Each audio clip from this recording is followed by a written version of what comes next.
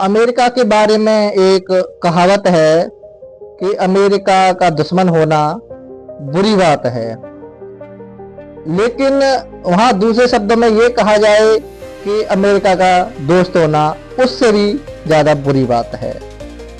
ये जो इराक है, वेनेजुएला है, ये किसी समय अमेरिका के ही साथी थे, लेकिन आज वहां क्या हालात हैं। वेनेजुएला के राष्ट्रपति को और राष्ट्रपति की पत्नी को अमेरिका ने मात्र 2 से ढाई घंटे में उनकी राजधानी से उठा लिया गया। यानी 2.5 घंटे के ऑपरेशन में एक देश के राष्ट्रपति को अमेरिका के कमांडो द्वारा उठा लिया जाता है।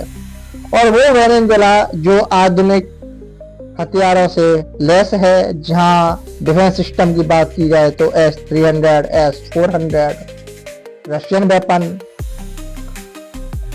सुखोई फाइटर जेट्स, लाखों की संख्या में सेना, अवैध किला और उसकी वेनेजुएला की राजधानी से वहां के राष्ट्रपति को मात्र 2.5 घंटे के अंदर ही किडनैप अमेरिका द्वारा कर लिया जाता है।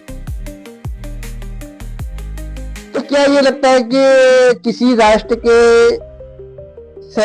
राष्ट्राध्यक्ष को इतनी आसानी से उठा सकता है क्या? नहीं। इस तरीके से कमजोर देश के राष्ट्राध्यक्ष को आप नहीं उठा सकते जब तक कि वहां पर आपने अपनी जड़ें अपने एजेंटों के थ्रू, इसे एक डीप स्टेट का नाम दिया जाता है, जड़ें नहीं जमा ली है। अमेरिका की एक खुफिया एजेंसी है CIA, वो काफी समय से वेनेजुएला में वर्क कर रही थी। वहां के जो पावरफुल सेंटर्स थे वो सारे उसने एक तरीके से हैक कर लिए थे, जहां तक जानकारी प्राप्त है। और उन सिस्टम को हैक करने के बाद उन्होंने अपनी सैनिक कार्रवाई की। कहा जाता है कि 150 से ज्यादा फाइटर जेट्स ने पहले सैनिक प्रतिष्ठानों पर बमबारी की, और जो वहां के चुने हुए कमांडोज थे वो वहां राष्ट्रपति भवन के सामने जेट द्वारा उतरे और वहां से उसके अवैध किले को तोड़कर और जो वेनेजुएला के राष्ट्रपति हैं उनको वहां से किडनैप कर लिया गया। और क्या एक राष्ट्राध्यक्ष को इस तरीके से उठा लेना न्यायोचित है? किस एंगल से? अगर यही तरीका ठीक है तो क्या कोई भी कमजोर राष्ट्र आज के समय में सुरक्षित है?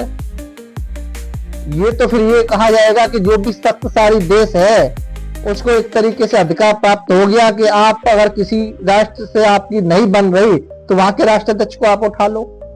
ये तो फिर एक तरीके से जंगल राज हो गया। क्या इसी तरीके से दुनिया चलेगी?